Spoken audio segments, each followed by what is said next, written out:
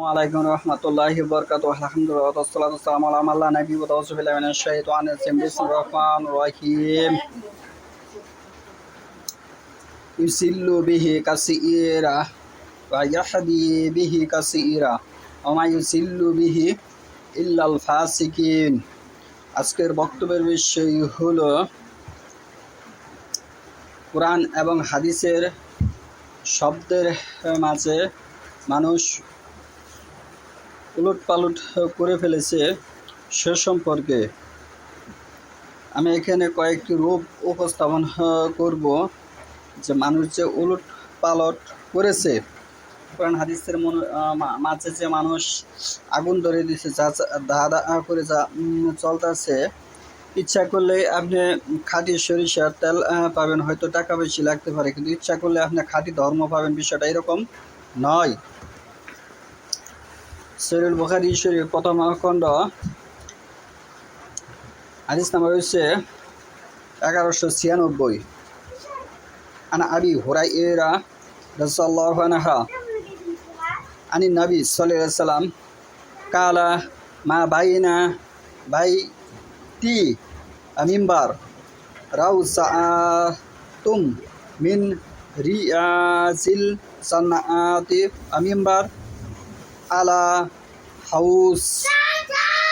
আমি এখানে একটি শব্দ উচ্চারণ করছি হাউস, কিন্তু পৃথিবীর 1999 জন হাউসকে আরবি উচ্চারণে বলে হাউদ, যা কোরআন হাদিসের উচ্চারণের বিপরীত হচ্ছে। সেটির সঠিক উচ্চারণ হবে হাউস। আল্লাহ সাল্লাম হাউস বলেছেন, হাউদ বলে নেই। হাউদ শব্দের উচ্চারণ হলে শব্দের অর্থ হবে মাছ, আর হাউস শব্দ যদি উচ্চারণ হয় হাউস, তাহলে সেটি হবে শরাব জাতীয় পানি। আমরা জানি নাউনের কোনো পরিবর্তন হয় না। কোরআন আল পৃথিবীর সর্বভাষায় কোরআন থাকবে, এর কোনো পরিবর্তন হবে না। কিন্তু মানুষ এই নাম পরিবর্তন করে এর নাম রেখেছে কোরআন শরীফ। আল্লাহ কোরআনে কে বলেছে কোরআন মাজিদ, কোরআন হলো হাকিম, কিন্তু মানুষ বলে কোরআন শরীফ। 2 নম্বরে উপস্থাপন করব সূরা বাকারায় 222 নম্বরে আল্লাহ বলতেছে, নারীরা তোমাকে হায়েজ সম্পর্কে জিজ্ঞাসা করে, কিন্তু মানুষ বলতেছে সেটির উচ্চারণ হবে মাহিদ। মাহিদ আর মাহিস দুটি এক জিনিস নয়। মাহিস উচ্চারণ এবং মাহিদ দুটি এক জিনিস নয়। সহিহ বুখারীর পর্ব হচ্ছে 6, হাদিসে এসেছে মাহিস, কিন্তু মানুষ বলতেছে সেটি মাহিদ। কোরআনে এসেছে মাহিস, মানুষ বলতেছে মাহিদ, যেটি কোরআন হাদিসের বিপরীত হচ্ছে। 3 নম্বরে হচ্ছে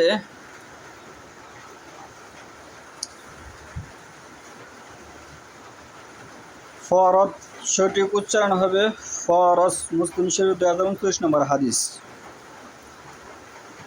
4 নম্বরে হচ্ছে সাহাবীর নাম ফজল, মানুষ বলতেছে ফদল। ইরবাস, মানুষ বলতেছে ইরবাদ। সহিহ বুখারী 2081 নম্বর হাদিস, ইবনে মাজাহ। তাহলে এরকম আরও অসংখ্য হাদিসে উচ্চারণে, কোরআনের উচ্চারণের মধ্যে মানুষ বিকৃতি ঘটিয়েছে, যেটা আপনার প্রাচীন যুগে ছিল না। ভাষা পরিবর্তনশীল। আমরা শেষ পরে এসেছি, আল্লাহ রাসূল সাল্লাল্লাহু আলাইহি ওয়াসাল্লামের ইন্তিকালের পরে, ওফাতের অনেক পরে আমরা এসেছি।